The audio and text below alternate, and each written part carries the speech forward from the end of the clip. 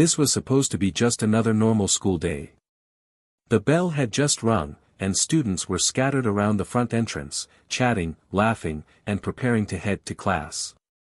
But the atmosphere shifted in an instant when a loud, commanding voice cut through the air. "Your hair is filthy. This is completely unacceptable for school. You people always find a way to break the rules." The words slammed into her like a punch to the gut. She stood there, frozen, feeling every eye in the crowd shift toward her. Her heart pounded in her chest, but she forced herself to stand tall. She had heard comments like this before, had learned to ignore the stares, the judgment, the whispers. But this was different. This wasn't a snide remark from a classmate or a passive-aggressive comment from a teacher. This was coming from a police officer. A man in uniform. A man with power. Her fingers instinctively touched her braids, the ones her mother had spent hours perfecting the night before. Each braid was woven with love, a tradition passed down through generations, a piece of her identity. And now, that identity was under attack. "I said your hair is a distraction. You're violating dress code. You need to fix it right now," the officer snapped, his hand already reaching toward the baton strapped to his belt as if her very existence was a threat. She swallowed hard, her throat dry. She had done nothing wrong. There were no rules against braids, no policies against black hair. This wasn't about school regulations. This was about him. About his power. About his prejudice. "Sir, my hair isn't, I don't want to hear it. Either you comply, or I'll make sure you never set foot in this school again. You think you're special? You're not. Out here, you follow my rules." Students whispered amongst themselves, their phones discreetly lifted, recording every second. The tension was suffocating.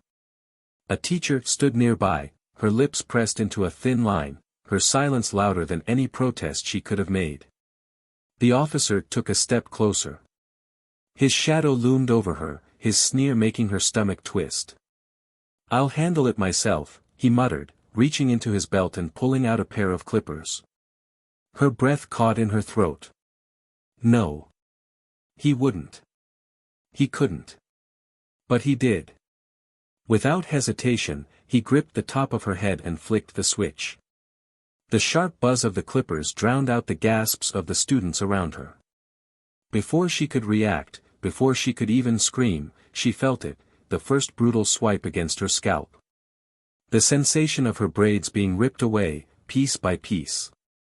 The cold air hitting her newly exposed skin. The humiliation washing over her in waves. She wanted to fight. She wanted to push him away, to scream, to run. But shock paralyzed her body. Tears burned at the corners of her eyes, but she refused to let them fall. She wouldn't give him that satisfaction. Laughter erupted from a group of students in the back. Others stood in stunned silence, their faces twisted in horror. Some were recording, capturing every degrading moment.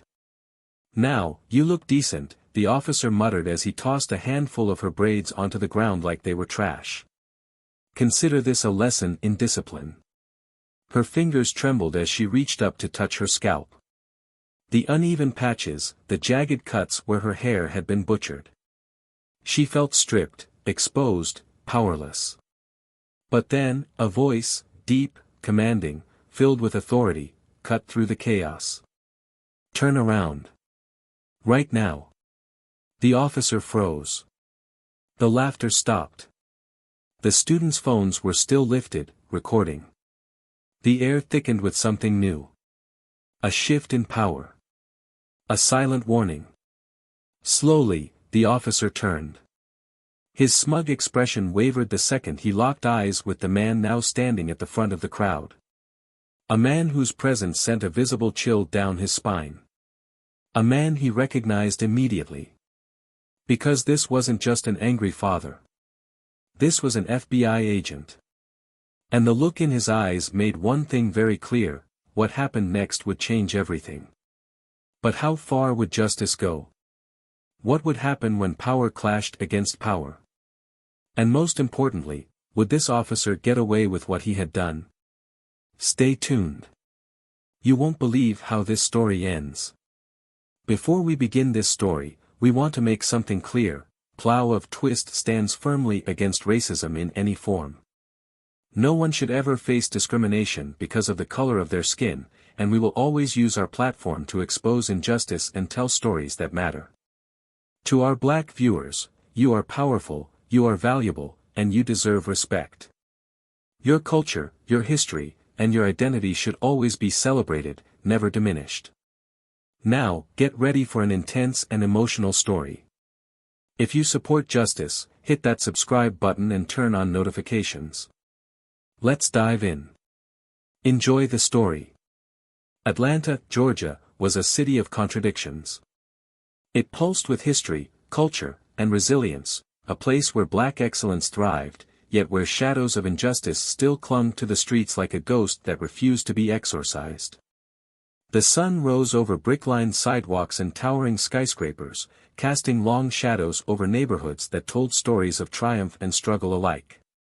It was here that Imani Jackson had built her life. 17 years old, smart, determined, and unapologetically herself, she carried herself with the quiet confidence of someone who had been raised to know her worth. Her father, Agent Malcolm Jackson, had ensured that from the moment she could talk, she understood two things: the world wasn't always fair, and she would never let that break her. A former Marine turned FBI investigator, Malcolm had seen more than his share of injustice. He had spent his entire career hunting down criminals, exposing corruption, and bringing people to justice.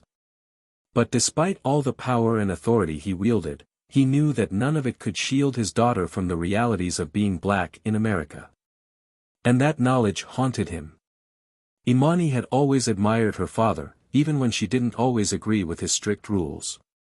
He was a man of discipline, sharp-eyed and calculating, but when it came to her, there was warmth beneath the steel. He had raised her alone since her mother's passing, pouring all his love, fears, and hopes into her future. He pushed her hard, sometimes too hard, but she knew it was because he wanted her to succeed in a world that didn't always want to see people like her win. That morning, like every other weekday morning, Imani had tied her hair back in a silk scarf before unwrapping it to reveal the neat braids her mother had once taught her how to wear with pride. Her father had always said they made her look like a queen. She wore her favorite hoodie, slightly oversized, paired with ripped jeans and sneakers. It was a simple outfit, but she made it look good. She had always been effortlessly stylish, even when she wasn't trying. She grabbed her bag and headed for the door. Her father was already dressed in his usual suit, a cup of coffee in hand, glancing at his phone with a deep frown. Work never left him, not really. He was constantly solving puzzles in his head, always 2 steps ahead, always thinking about what could go wrong before it did. He looked up when he saw her, his expression softening just a little. "You got everything?" "Yeah," she said, slinging her backpack over her shoulder. "Math test today. Pray for me." "You don't need prayers," he said, smirking. "You need to remember that you're the smartest one in the room." She rolled her eyes but smiled. It was their routine, their rhythm. He was tough, but he believed in her more than anyone else ever had. The ride to school was quiet. Imani scrolled through her phone, responding to messages from friends. School was school. Some days were good, some were bad, but she had her people. Her best friend, Maya, had promised to meet her before first period, and they had plans to grab smoothies after class. Just another normal day. She didn't know that, by the time the final bell rang, everything in her life would change. Across town, Officer Daniel Carter adjusted his belt and checked his reflection in the squad car's side mirror. He was a man who believed in control, in order. He had been a police officer for over 15 years, and in all that time, he had learned one thing: some people needed to be put in their place. He prided himself on being a man of discipline, a man who understood the law and enforced it. But to him, law and justice weren't always the same thing. Carter had grown up in a different Atlanta, one where the color of your skin determined where you lived, what schools you went to, and how people treated you. He had learned early that power belonged to those who took it, and he had built his career on making sure people knew who was in charge. When the call came through about a disturbance at the local high school, he barely glanced at his partner before throwing the car into drive. "Bet it's the same group of troublemakers," he muttered, eyes narrowing as the school came into view. He had been here before. Too many times. Always the same kids, always the same excuses. He had no patience for it. As he stepped out of the car, his gaze scanned the front of the school. Students lingered by the steps, laughing, talking. Then his eyes locked onto her. Imani Jackson. The sight of her set something off inside him. The way she stood there, head high, confidence radiating from her, like she owned the place. He had seen that look before, the defiance, the attitude. She was just like the others. Always thinking they were above the rules. Always thinking they could do whatever they wanted without consequences. And then he saw it. The braids. A slow smirk spread across his face as he made his way toward her. By the time she noticed him, it was already too late. "You," he barked, his voice sharp. "Come here." She turned, confusion flickering across her face. She glanced at Maya, who looked just as confused, before stepping forward. "Something wrong, officer?" she asked, her voice steady. Carter folded his arms. "Your hair. It's inappropriate for school." The words hit like a slap. Students nearby stopped talking. A few exchanged glances. Some had already started recording. Imani frowned. "Excuse me. You heard me. That's not allowed. It's unclean. Against dress code." She blinked. Was this a joke? "There's no rule against braids." "There is now," he snapped. "And if you don't fix it, I'll handle it myself." The air around them thickened. Imani's heart pounded. She had dealt with this kind of thing before, teachers telling her to tame her hair, strangers reaching out to touch it like she was some kind of exhibit, but this? This was different. This was an abuse of power, right in front of everyone. "You can't do that," she said, her voice calmer than she felt. "Watch me," he sneered. Before she could react, before she could even fully process what was happening, he reached into his belt and pulled out a pair of clippers. The sound of buzzing filled the air. Her breath caught. Students gasped. Someone muttered, "No way." Carter grabbed her by the shoulder and forced her still. "You people never learn," he muttered. The first sharp slice of the clippers against her scalp sent a jolt through her body. Braids fell to the ground in heaps. Her dignity, her pride, her very identity, stripped away, right in front of everyone. And then, just as suddenly as it had begun, everything stopped. A new voice, deep and steady, rang through the crowd. "Let her go." Carter turned. His smug expression vanished the second his gaze met the man standing just feet away. Agent Malcolm Jackson. FBI. And the look in his eyes promised one thing. This wasn't over. Not by a long shot. The moment Agent Malcolm Jackson spoke, the entire world seemed to freeze. Every whisper, every gasp, every stunned expression faded into the background as his presence consumed the space. His stance was rigid, his fists clenched at his sides, but his voice remained unnervingly calm. There was no need for shouting, his tone carried the weight of authority, of power, of a storm waiting to break. And for the first time since Officer Daniel Carter had stepped onto the school grounds, he felt something he rarely ever felt. Uncertainty. Carter's grip on Imani's shoulder loosened, but not out of guilt. No, he didn't believe he had done anything wrong. It was something else. Recognition. He knew that name. Malcolm Jackson. The stories that circulated about him in law enforcement circles.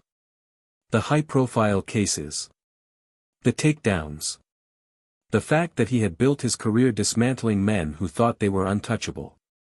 Carter scoffed, masking his hesitation with arrogance. "You're making a scene," he muttered, trying to regain control of the moment. "Step back, sir. This isn't your concern." Malcolm took a slow, measured step forward, his gaze dark and unblinking. "You put your hands on my daughter. You made it my concern." Imani felt her father's presence behind her, an unshakable force, but the humiliation still burned hot in her chest. The weight of eyes on her, the flashes of phone cameras capturing every second of her degradation, the jagged remains of her braids littering the ground like discarded scraps, it was suffocating. Her fingers clenched into fists, her breath uneven. Carter glanced at the surrounding students, the teachers who stood frozen at the entrance, too afraid or too indifferent to interfere. His jaw tightened. He needed to take control of the situation before it spiraled. "Your daughter was violating school policy. I was enforcing the rules. She was resisting. If anything, you should be asking why she refused to comply." Malcolm inhaled slowly, his patience hanging by a thread. He didn't raise his voice, didn't lunge or threaten. He had learned long ago that true power came in control. And right now, he had all of it. "You're a liar," he said plainly, his voice cutting through the air like a blade. "There is no school policy against her hair. There never was." Carter clenched his jaw. "Look, Malcolm took another step forward. "So let me ask you, Officer Carter, was this about the rules? Or was this about something else?" A muscle in Carter's jaw twitched. He could feel the scrutiny, the judgment, the invisible noose tightening around his neck as the tension in the air grew unbearable. He was used to having the upper hand, to being the one who dictated the course of action. But Malcolm wasn't just some angry parent. He was someone with reach, with connections, with the ability to unravel everything Carter had worked to build. The students, sensing that something was shifting, leaned in closer, their phones still raised. Malcolm exhaled sharply, shaking his head as if disgusted by the very sight of the man before him. "You humiliated my daughter. You put your hands on her, cut her hair in front of the entire school, and you expect me to just accept your excuses?" His voice darkened, each word dripping with restrained fury. "You've made a mistake, Officer Carter. A big one." Carter stiffened. He needed to find a way out, a way to turn this around. "I was just doing my job," he said, though the confidence in his voice had wavered. Malcolm took out his phone and held it up. "Your job." He tilted the screen, revealing a recording of the incident that had already begun circulating online. "You sure about that?" The blood drained from Carter's face. The video was already everywhere. The entire school had seen it. Parents would see it. People outside of this city would see it. His colleagues. His superiors. For the first time, a flicker of panic crossed his face. Imani's heart pounded as she watched the shift in Carter's demeanor. She wanted to scream, to demand why this was happening, why it had to go this far before someone stepped in. But her father's presence beside her was enough. He was handling it.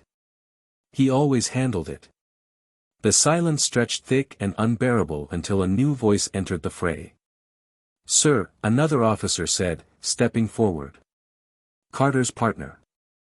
A younger cop who had watched the scene unfold with careful neutrality, but now, seeing the evidence stacking against them, was forced to act. "We should probably stay out of this," Carter snapped, but the panic in his voice was evident now. Malcolm arched a brow. "Seems like your partner disagrees." The younger officer hesitated before taking a deep breath. "This has gotten out of control," he said, his voice cautious but firm. "Maybe we should take a step back and—" Carter turned to glare at him, but the damage was already done. His authority was slipping. He could feel it. And Malcolm saw it too. He knew men like Carter. Men who had spent their lives wielding power against those who couldn't fight back. But this time, he had made a mistake. He had picked the wrong girl, the wrong father. Malcolm's expression hardened as he looked at Carter one last time.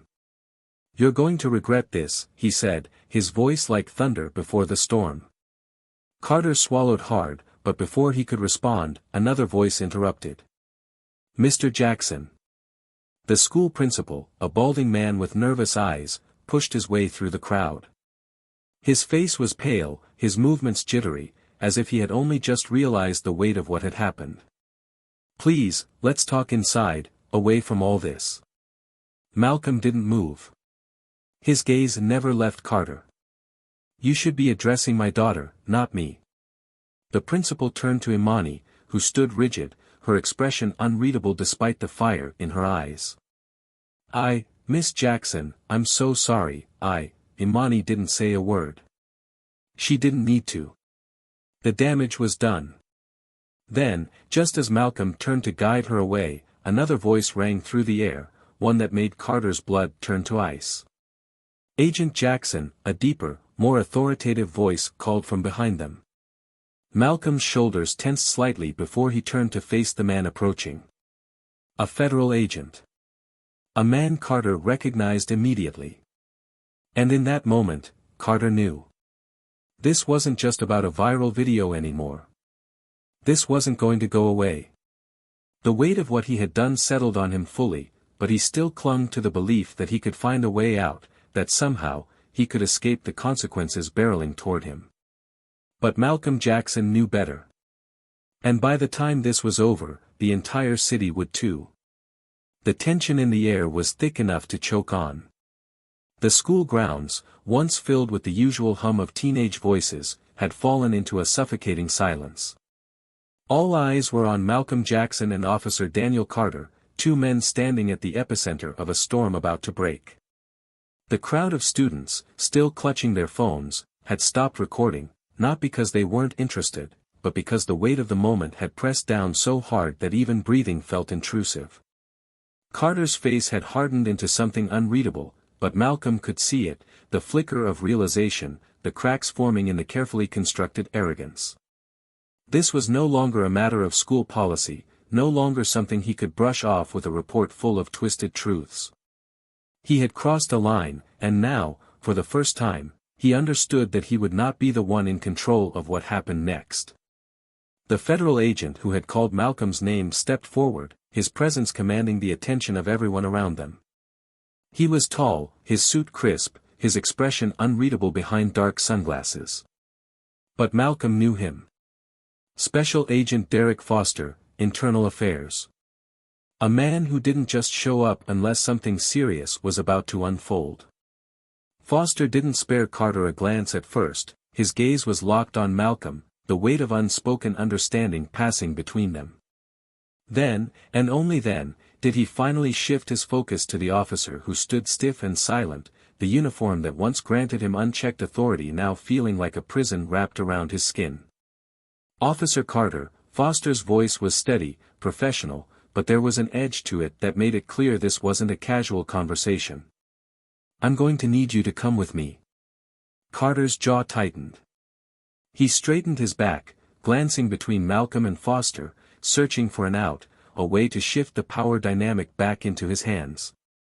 "On what grounds?" His voice was controlled, but the slight tremor betrayed him. Foster didn't flinch. "Excessive use of force. Violation of civil rights. Abuse of power under the color of law." He paused just long enough for the words to sink in. "Do I need to keep going?" Carter's breathing was controlled, but Malcolm saw the way his fingers twitched at his side. The officer had spent years walking through the world as if it belonged to him, certain that a badge on his chest made him untouchable. But now, the walls were closing in. "This is ridiculous," Carter forced out, his voice quieter now, but the bitterness was still there. "This is a circus. You're making a scene out of nothing." Malcolm let out a sharp breath, shaking his head.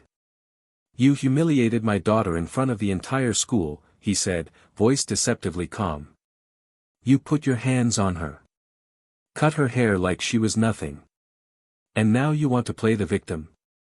Imani stood between them, the weight of everything pressing down on her, but she refused to shrink beneath it. Her fingers brushed against the uneven patches of her hair, the reminder of what had been stolen from her still raw. She could feel the rage simmering beneath her father's surface, but he wasn't letting it consume him. No, he was doing what he always did, calculating, waiting for the right moment. Carter let out a sharp laugh, shaking his head. This is about race, isn't it? That's what you people always do. Make everything about race. A few students murmured, shocked by his audacity, but Malcolm didn't react. He had spent too many years dealing with men like Carter. He had spent too many years watching the system protect them. But this time, there would be no protection. Foster took another step forward. You think this is about race? Fine. Let's talk facts. He pulled a file from the folder he carried, flipping it open. This isn't the first time your name has come up, Carter. You've had complaints filed against you. Reports of excessive force. Violations of protocol. And somehow, every single one of them got buried before they reached internal affairs. He let the silence stretch before snapping the folder shut. That ends today. Carter's mouth opened, then closed. His usual arrogance was slipping. You can't do this, he finally said. I have rights. So did my daughter, Malcolm said, his voice quiet but lethal. And you didn't give a damn about that. Foster nodded to the younger officer standing nearby, who hesitated only a second before stepping forward. The sound of handcuffs clicking open sent a ripple through the crowd. You are under arrest, Officer Carter, Foster said, his tone making it clear there would be no negotiation. You have the right to remain silent. Anything you say, you're making a mistake, Carter growled, his mask cracking now. He took a step back, eyes darting around as if looking for support, but no one moved. The students, the teachers, the other officers on the scene, they were all just watching. You made the mistake, Malcolm corrected, stepping closer, his voice dangerously low. You thought you could get away with this. But not today. Carter's face twisted into something ugly, his mouth opening like he wanted to argue, but then, slowly, realization set in. The badge wasn't going to save him this time. The system he had relied on to protect him was crumbling beneath his feet. The officer behind him grabbed his wrist, securing the cuffs around them with a final, decisive click. Carter flinched, the cold steel biting into his skin. His breath was uneven now, his shoulders tight with rage and panic. Foster stepped back. We'll be taking him in. There will be a full investigation, and I can assure you, this won't be swept under the rug. Malcolm's gaze didn't leave Carter. He wanted to say more. Wanted to unleash the full weight of his anger, his disgust, his fury. But instead, he turned to Imani, his hand resting on her shoulder. A silent message. She had one.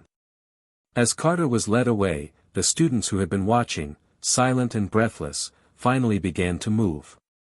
Some murmured in disbelief, others exchanged glances that spoke volumes. The cameras were still rolling.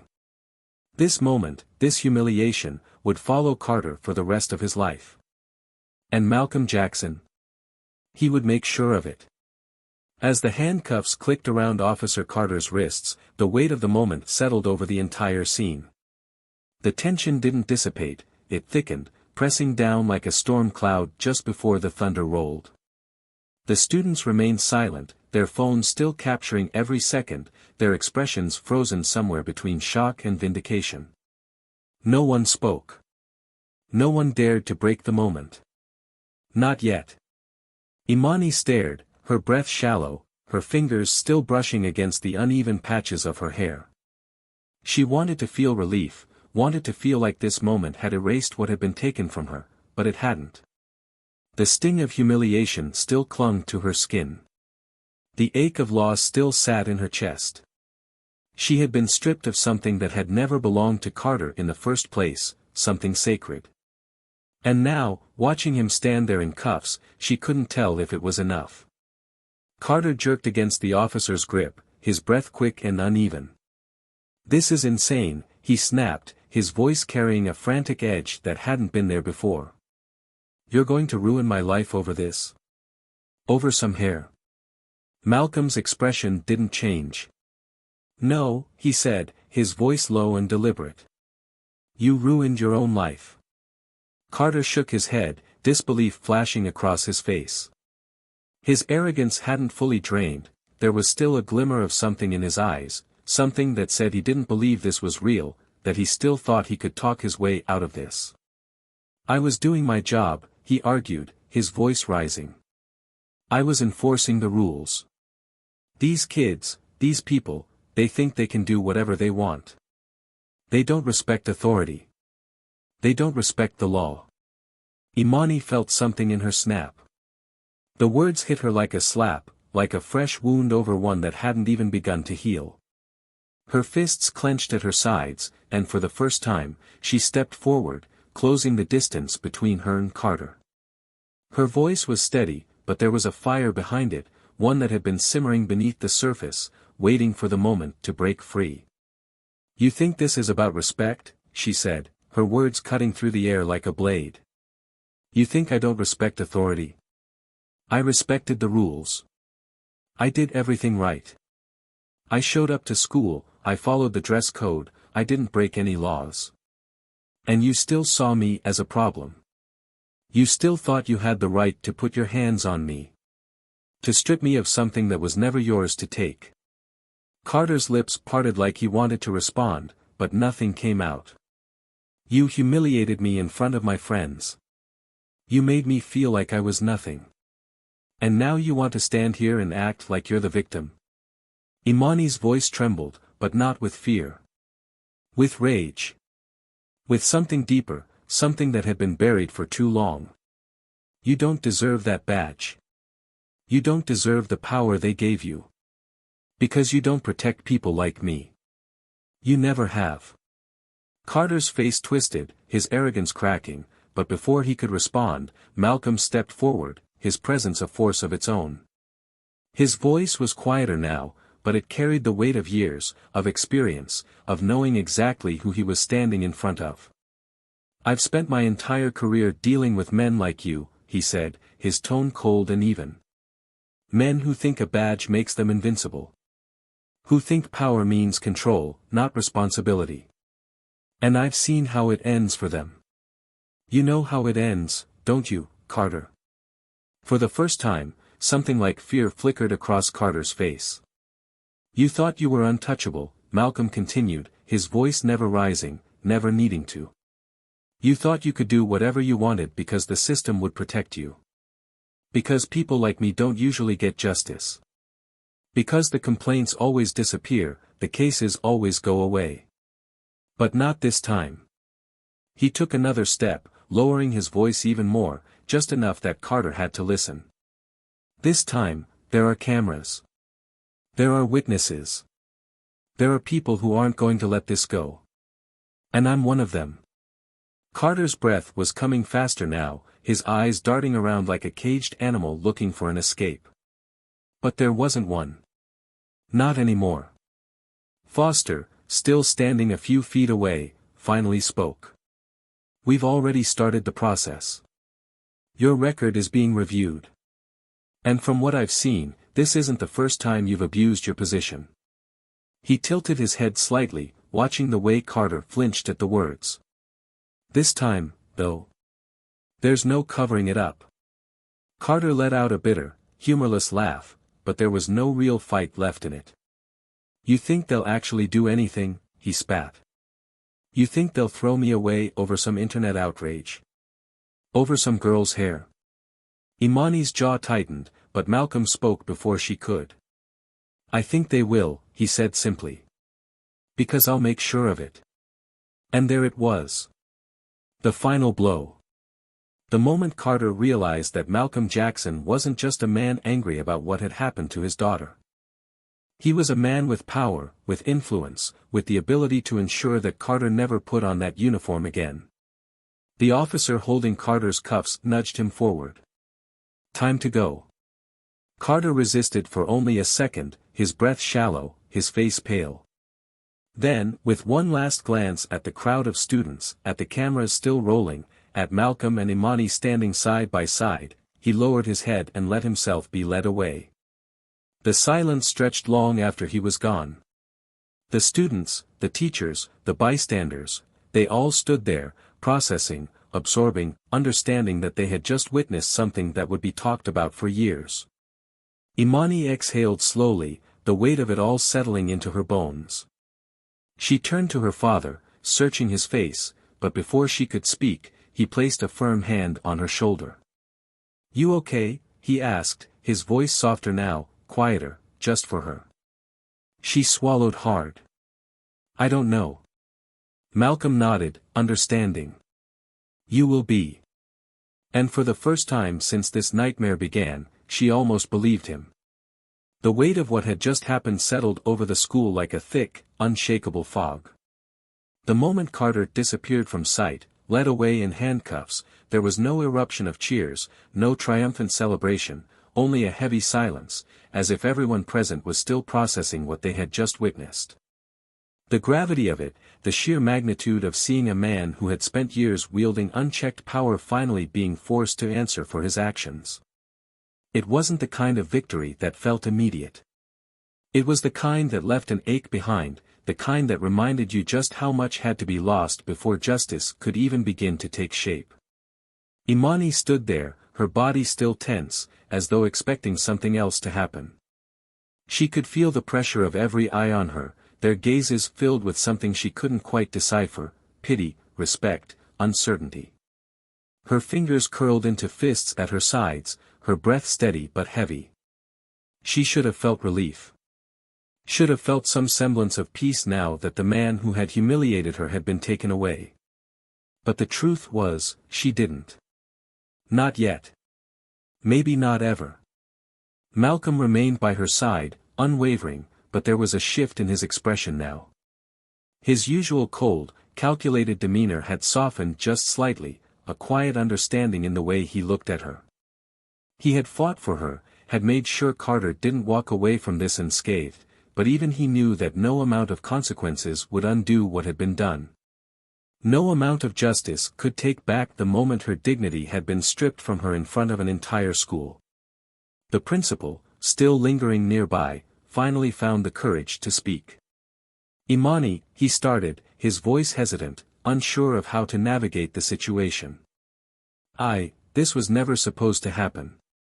You should know that she turned to him sharply, her eyes blazing. "You knew," she cut in, her voice firm but quiet. "You let him do it. You stood there and watched, and you didn't say a word." The principal's mouth opened, then closed. There was no excuse that would be enough, and he knew it. He swallowed, shifting uncomfortably. "I made a mistake," he admitted, though the words felt weak, empty. Malcolm scoffed, shaking his head. "A mistake?" His voice was low, almost incredulous. "No, a mistake is something you trip over. A mistake is something you didn't mean to do. You made a choice. You chose silence. You chose compliance." The principal looked away, shame flickering across his face, but Malcolm wasn't done. "How many times have you ignored things like this? How many other students have been mistreated under your watch, and you looked the other way?" The question lingered in the air, unanswered. One of the teachers, a woman who had been standing on the sidelines the entire time, finally stepped forward. "We failed you," she admitted, looking directly at Imani. "And I know that saying it doesn't change anything. But I need you to know that I see it now. I see what we allowed, and I won't let it happen again." Imani studied her for a moment, searching for any sign of insincerity, but found none. Still, the words didn't feel like enough. Nothing could undo the fact that the damage had already been done. From the crowd, Maya finally pushed through, her face a mix of worry and anger. Come on, she said, reaching for Imani's arm. Let's get out of here. Imani hesitated for only a second before nodding. She turned to her father, who gave her a small, approving nod. He understood. This wasn't over, but for now, she needed space. As they walked away from the school, the murmurs behind them grew, but Imani blocked them out. Her mind was too full, too cluttered with emotions she couldn't even begin to sort through. Rage, humiliation, exhaustion. Maya glanced at her carefully. Are you okay? Imani let out a breath, shaking her head. I don't know. They reached the parking lot, and for the first time since everything had happened, Imani saw her reflection in the side window of a parked car. The jagged patches where her braids had been ripped away. The uneven tufts left behind. The reminder of what had been stolen from her. Her stomach twisted. Maya saw the way her expression changed and placed a hand on her shoulder. It's just hair, she said softly. It'll grow back. Imani turned to her, her eyes sharp. It's not just hair, she said, and her voice cracked slightly. It was mine. Maya didn't argue. She just nodded, understanding. They stood there for a moment, the weight of everything pressing down. Then, Imani straightened her back. I want to go home. Maya nodded, pulling her into a quick hug before stepping back. You're stronger than him, she whispered. Stronger than all of them. Imani swallowed hard, but said nothing. Back at the school, Malcolm stood watching as Foster spoke with the remaining officers. His mind was already moving 1,000 miles ahead, already considering what came next. Carter's arrest was only the beginning. There would be an investigation. A fight. A battle to make sure this wasn't brushed under the rug. Foster turned to him. You did the right thing, he said. Malcolm exhaled, shaking his head. Tell me that when he actually gets convicted. Foster studied him for a moment before nodding. We'll make sure he doesn't walk away from this. Malcolm didn't respond. He wanted to believe it, but he had spent too many years knowing how these things worked. He knew how the system protected men like Carter. But this time, there were cameras. There were witnesses. And more than that, there was his daughter. And he wasn't going to let this fade away. He pulled out his phone, scrolling through the already spreading videos online. The world was watching. The world was listening. This wasn't over. Not even close. The car ride home was silent, the kind of silence that felt heavier than any words could.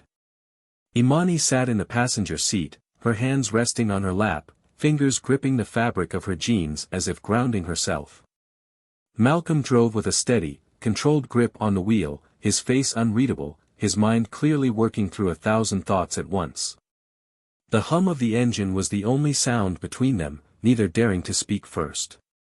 Imani felt the weight of everything pressing down on her chest, the stares, the whispers, the sound of the clippers buzzing against her scalp. She could still feel it, still hear it, as if it had been imprinted into her skin. It wasn't just about the hair. It wasn't just about the humiliation.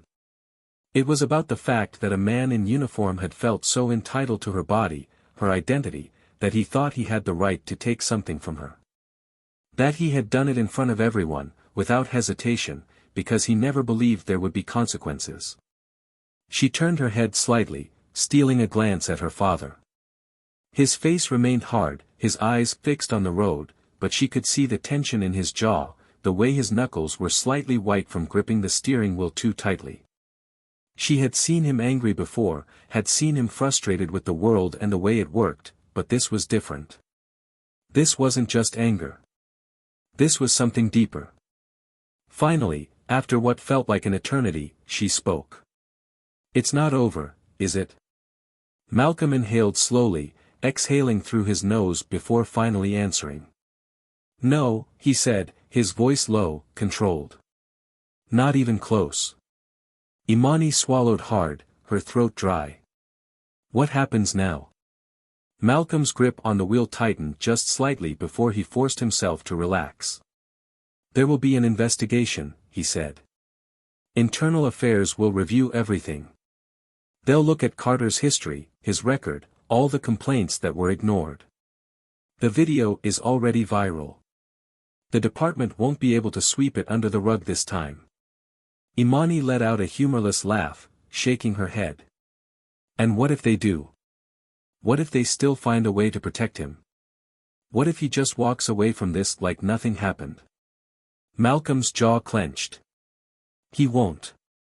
There was so much certainty in his voice, so much finality, that Imani wanted to believe him. But she had seen this before, too many times. Stories just like hers, faces just like hers, being reduced to another headline, another forgotten outrage. And nothing ever really changed. "How do you know that?" she asked, her voice quieter now. Malcolm glanced at her, his expression softening for the first time since everything had happened. "Because I won't let him," he said. "Because this time, it's not just another case. It's not just another name in a file. This is you, Imani. And I will burn the whole damn system down before I let them get away with this." She stared at him, searching his face, and for the first time since this nightmare began, she saw it, something that almost looked like fear. Not fear of Carter. Not fear of the system. Fear of failing her. She turned her gaze back to the window, watching as the city blurred past. "I don't want to be a hashtag," she muttered. Malcolm's breath hitched, just slightly. "You won't be." The weight of those words settled between them, lingering, heavy and unspoken. When they pulled into the driveway, Imani hesitated before getting out. The house felt different, like everything inside of it would be tainted by what had happened. Like the moment she walked through that door, she would have to sit with all of it, really feel it, really process what had been taken from her. Malcolm noticed her hesitation but said nothing. He waited, watching her, letting her move at her own pace. Finally, she pushed the door open and stepped out. Inside, the house was quiet. Too quiet. It felt suffocating, like the walls were closing in, pressing against her chest. She dropped her backpack near the couch and stood there for a moment, her arms wrapping around herself as if trying to hold herself together. Malcolm walked in behind her, setting his keys on the counter, watching her carefully. "You should eat something," he said. "You haven't had anything since this morning." Imani shook her head. "I'm not hungry." "You still need to eat." She turned to face him, her expression tired, raw. "Do you really think he's going to jail?" Malcolm sighed, rubbing a hand over his face. "He's been arrested. That's the first step." "That's not what I asked," she said, her voice sharper than she intended. "I asked if you think he's actually going to jail. Not if he's getting investigated. Not if he's going to lose his job. I mean real consequences." Malcolm met her gaze, his own unreadable. "I don't know," he admitted. And that was what terrified her the most. The next few days blurred together. News stations picked up the story. Protests began to form outside the precinct. Civil rights groups got involved, lawyers reached out. Malcolm spent hours on the phone, meeting with people, ensuring that the case didn't lose momentum. And through it all, Imani felt like she was floating through it, disconnected, like it was all happening around her but not really to her. She sat in her room, scrolling through articles, through posts, through comments, some outraged, some supportive, some vile. She knew better than to read them, but she did anyway. People defending Carter, calling him a good cop, saying he was being unfairly targeted. Others saying she was overreacting, that it was just hair. As if that was all it was. She locked her phone and tossed it onto her bed, staring at the ceiling. A knock at her door made her sit up slightly. "Yeah." Malcolm stepped in, holding a plate of food. "You need to eat," he said again. She sighed, but this time, she didn't argue. She took the plate, setting it on her lap. "You're not gonna let this go, are you?" Malcolm sat on the edge of her bed, watching her carefully. "No," he said. "And neither should you." Imani exhaled, staring at the food, suddenly feeling the exhaustion settle into her bones. "I just want it to be over," she admitted. Malcolm reached out, brushing a hand over her shoulder. "I know," he said. "But it's not. Not yet." She looked up at him, and for the first time in days, she let herself believe that maybe, just maybe, it wouldn't always feel like this. The weight of everything was beginning to settle, but the storm was far from over. The news cycles continued spinning, the videos continued circulating, and the debates raged on in the corners of the internet where people who had never lived a day in her skin dissected her pain like it was just another story. Just another controversy. Just another fleeting moment in the endless cycle of outrage and dismissal. Imani sat on the couch, her legs curled beneath her, scrolling through the screen with tired eyes. Every post, every comment, every headline felt like a battle between two worlds, one that saw what had happened to her as an undeniable injustice, and another that twisted it into something else entirely. The latter made her stomach turn, the way they used words like discipline and respect for authority, the way they tried to make it seem like she had deserved it, like Carter had just been doing his job. Her father's voice cut through the silence. "Put the phone down." She blinked, looking up to see Malcolm standing near the kitchen, watching her with that same unreadable expression he had worn since this all started. She let out a slow breath. I need to see what they're saying." Malcolm walked toward her, his steps slow, deliberate. "No, you don't," he said, sitting beside her. "You think you do, but you don't." She tightened her grip on the phone. "I just don't get it," she muttered. "There's a video. People saw it happen. How are there still people defending him?" Malcolm exhaled, running a hand over his face. "Because people like Carter don't exist in a vacuum. He wasn't created overnight. He is a product of a system that has spent years convincing people that authority is never wrong. That people like us are always a threat. That the only way to keep order is to break anyone who challenges it." His voice was steady, but there was something deeper in it, something sharp. "Some people don't want to believe that the system is flawed. Because if they do, then they have to admit they've been a part of it. And that's harder than just looking the other way." Imani looked down at the screen, the words blurring together now. "So, what? We just wait for them to justify it? Wait for it to fade away until the next story replaces it?" Malcolm shook his head. "No," he said firmly. "That's not what's going to happen this time." She turned to him, searching his face. "How do you know that?" He leaned forward, resting his elbows on his knees. "Because we're not letting it fade. Because this time, there's no sweeping it under the rug. There are people watching. There are people demanding answers. And most importantly, there are people fighting back." She swallowed hard. "And what if that's not enough?" Malcolm looked at her, really looked at her, his expression softer now. "Then we keep fighting," he said. "Until it is." The words settled into her chest, grounding her, but the ache was still there. The exhaustion.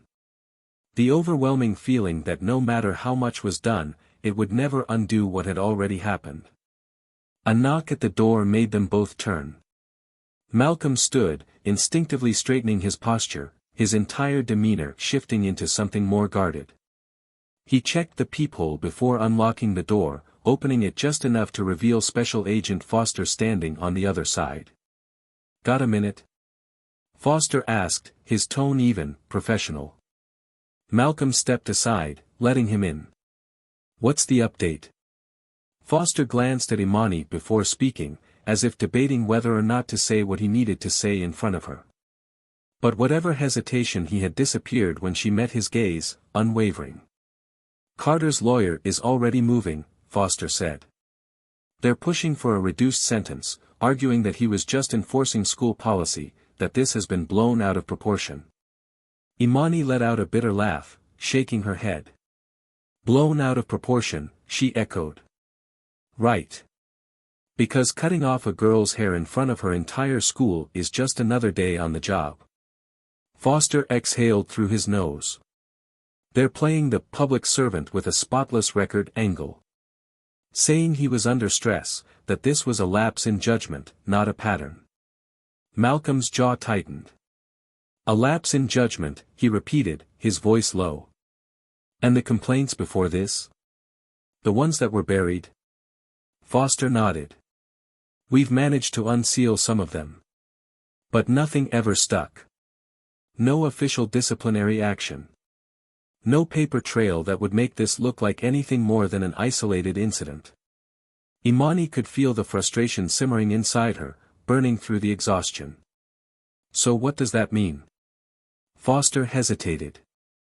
It means that unless we keep the pressure on, unless we make sure this case doesn't disappear into bureaucracy, there's a real chance he walks away from this with nothing more than a suspension. Silence filled the room, heavy, suffocating. Malcolm inhaled deeply, steadying himself before speaking. Then we make sure that doesn't happen. Foster studied him for a moment, then nodded. The department is feeling the heat. The protests, the media coverage, it's not going away. If we keep pushing, if we keep the pressure on, they'll have no choice but to act. Imani crossed her arms, her voice quieter now. And if they don't? Foster looked at her, his expression unreadable. Then we push harder. The words hung between them, unspoken understanding passing through the room. Foster checked his watch, then let out a breath. I have a meeting with the district attorney tomorrow. We'll see where they stand on this. I'll keep you updated. Malcolm nodded, and with that, Foster turned and made his way to the door. Before he left, he glanced back at Imani. I know this doesn't feel like justice yet, he said. But it will. She didn't respond, didn't know how to. She just watched as he stepped out, leaving the house quiet once again. Malcolm turned to her, his eyes searching hers. You okay? She exhaled, running a hand over her head, feeling the uneven patches where her hair had been. I don't know, she admitted. But I know I don't want to stop. A small, approving nod was all he gave. Good, he said. Because we're not done yet. The courtroom was packed. Every seat filled, every aisle lined with people who had followed the case from the beginning. Journalists, activists, students from Imani's school, all gathered to see whether justice would finally be served. The tension was thick, a current of unspoken expectations weaving through the crowd as the judge prepared to read the verdict. Imani sat between her father and Maya, her hands resting on her lap, her fingers interlocked so tightly that her knuckles were pale. She had spent weeks bracing herself for this moment, cycling through every possible outcome, every scenario in which the system found another way to fail her. The fight hadn't been easy. There had been protests, public outrage, pressure from civil rights groups, and still, she had seen the cracks forming, Carter's lawyers spinning the narrative, painting him as a dedicated officer who had simply made an unfortunate mistake. But she knew better. Her father knew better. The world had seen what happened. The judge's voice broke through the heavy silence. After reviewing all evidence presented and the testimonies given, the court finds the defendant, Officer Daniel Carter, guilty of excessive force, violation of civil rights, and abuse of power under the color of law. A murmur spread through the room, a mixture of relief and disbelief. The words settled over Imani like a sudden exhale after weeks of holding her breath. She felt Maya squeeze her hand, but she couldn't move, couldn't react yet. It was real. It was finally real. The judge continued, listing the sentencing. Carter would be stripped of his badge, serve time, and permanently lose his right to work in law enforcement. No quiet resignation, no probation, no opportunity to move to another town and put the uniform back on. His career was over. The power he had wielded so carelessly was now nothing more than a memory. Carter sat at the defendant's table, his face twisted in something between anger and disbelief. For the first time, he was on the other side of the system he had relied on to protect him. And now, no badge, no department, no connections could shield him from the consequences of his actions. He turned slightly, locking eyes with Malcolm, who had remained stoic throughout the entire trial. There was no gloating, no satisfaction in his expression, just certainty, the kind that said he had always known how this would end. As they exited the courthouse, the world outside erupted. Reporters swarmed, cameras flashed, microphones were shoved forward, and voices called out questions from every direction. But Imani barely heard any of it. All she felt was the sun on her face, the weight of something lifting off her shoulders, the sound of Maya whispering, "We won." Her father placed a firm hand on her shoulder, guiding her through the chaos, ensuring she wasn't overwhelmed. "You did this," he said, his voice quiet but steady. "You fought for this." Imani met his gaze, the reality of it sinking in. "So what now?" she asked, the question carrying more weight than she expected. Malcolm exhaled, the hint of a smile tugging at the corner of his lips. "Now, we move forward." And for the first time since this nightmare had begun, she believed it. In the days that followed, the impact of the case rippled through the city. Policies were scrutinized, discussions about racial bias in law enforcement reignited, and schools were forced to address the way authority figures wielded power over black students. Carter had been one officer, but his actions were part of something larger, something that couldn't be ignored anymore. Imani returned to school, head held high, no longer the girl who had been humiliated in front of everyone, but the girl who had fought back. The girl who refused to be silenced. She walked through the halls, feeling the stares, but this time, they weren't whispers of pity. They were something else. Something close to respect. Maya nudged her playfully. "So, when are you cutting all your hair off and going full-on revolutionary?" Imani laughed, rolling her eyes. "I think I'll just let it grow back for now." Maya grinned. "Either way, you look like a warrior." And for the first time in a long time, Imani felt like one. As for Malcolm, his work wasn't done. He had spent his life taking down men like Carter, and he wasn't about to stop now. If anything, this case had only sharpened his focus. There were more fights to be fought, more justice to demand. And he would make sure that no other father had to stand in a courtroom, watching his child fight to be seen as human. As for Carter, his days of unchecked power were over. The world would remember his name, but not the way he had wanted. He wasn't a hero. He wasn't a protector. He was a reminder of what happens when corruption is exposed, when the people who were supposed to uphold the law are finally held accountable. This story wasn't just about a single injustice. It was about every name that had been ignored, every case that had been buried, every person who had suffered in silence. But this time, silence didn't win. And now, a question for you. How many stories like this have you heard? How many times have you seen justice slip through the cracks? How many times have you wondered if things will ever truly change? This isn't just a story. This is a reality for too many people. But change doesn't happen in silence. Change happens when people refuse to look away, when they demand more, when they fight for what is right. So tell me, what would you have done if this had been you? Leave a comment below and share your thoughts. Let's keep this conversation going. And if you believe in stories that expose truth and fight for justice, hit that subscribe button and turn on notifications. Because at Tales of Twist, we don't just tell stories.